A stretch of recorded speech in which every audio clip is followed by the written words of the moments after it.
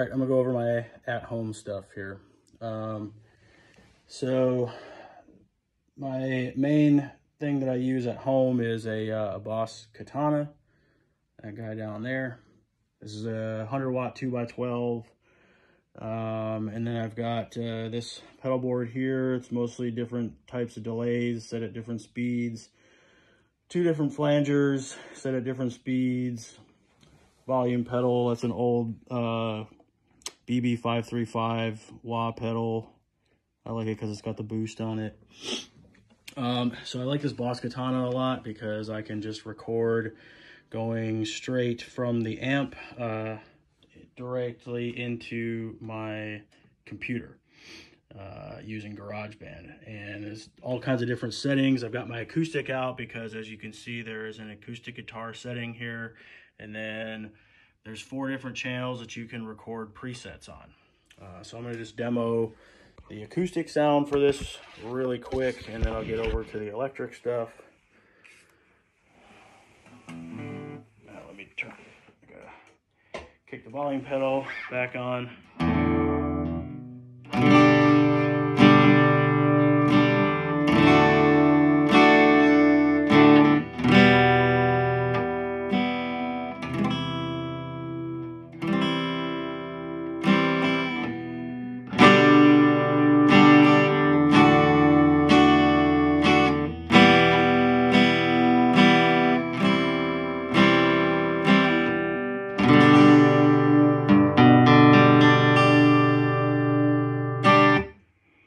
So not too bad for an acoustic. Now, getting over to the fun stuff.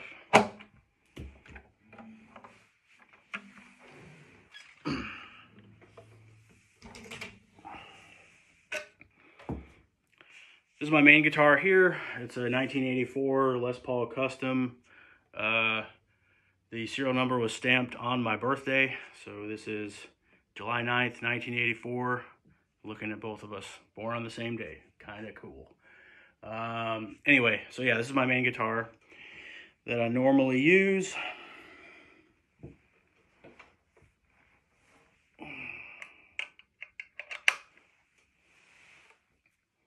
I'll get into these different presets. Mainly what I'm doing at home is doing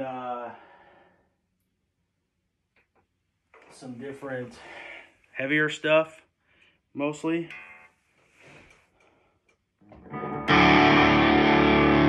And usually in drop D as well. And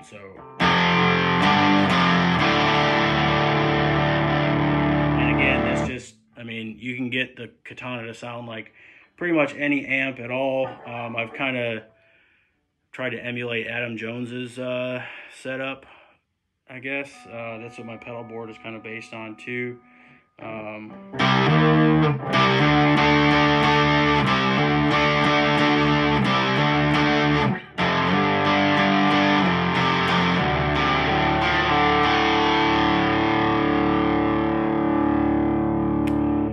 For a solid state amp, you know, well under $1,000, this thing sounds pretty good. Gets a pretty decent clean tone as well. If I'm recording stuff for school, you know.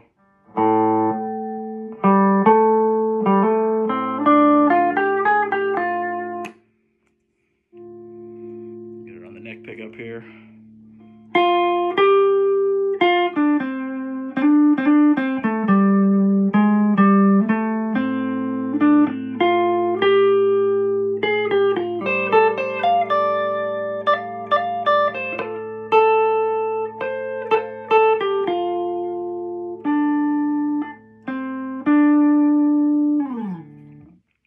And this neck pickup, it's an old Tim Shaw neck pickup. This is the original neck pickup from this guitar. I did put a Seymour Duncan SH4 in the bridge, which is mega hot. But for this old Tim Shaw pickup, I found that it got kind of muddy when I would turn the volume down. So I put in a treble bleed circuit to the neck pickup so that when I turn it down, I'm retaining a lot of that treble. So to doesn't get so dark and muddy. Now it kind of sounds like, to me, almost like a Tele on steroids. So it sounds pretty good. All right, so that is the amp that I'm using at home. Now on to this newfangled Amplitube stuff that I am learning as I go.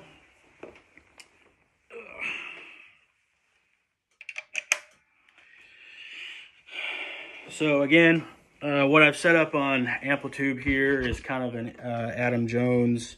That's a tone poodle right there. All right, you need one of those too. That's part of the rig. So what I've done here is I've kind of set up a kind of an Adam Jones wannabe rig here with a diesel VH4 on channel 3, and then that's with a standard Mesa Recto cab. And then I've got that's blended with a Marshall Plexi with vintage 30 4x12 there. All right. This thing is, I gotta say, I've never used Amplitube before or anything like this. This is my first time I'm running this through. I got a Universal Audio Volt 276 for an interface. I've never used any of this stuff before, and I'm pretty impressed with it, to be honest with you. It sounds pretty good. I got my computer muted.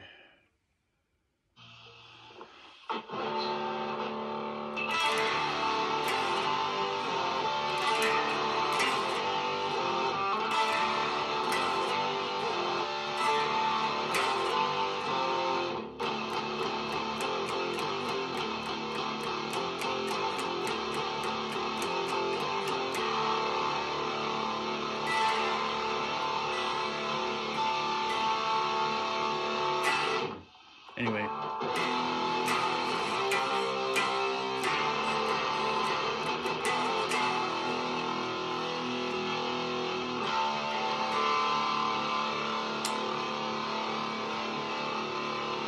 Not a lot of latency issues with this. I'm running a MacBook Pro.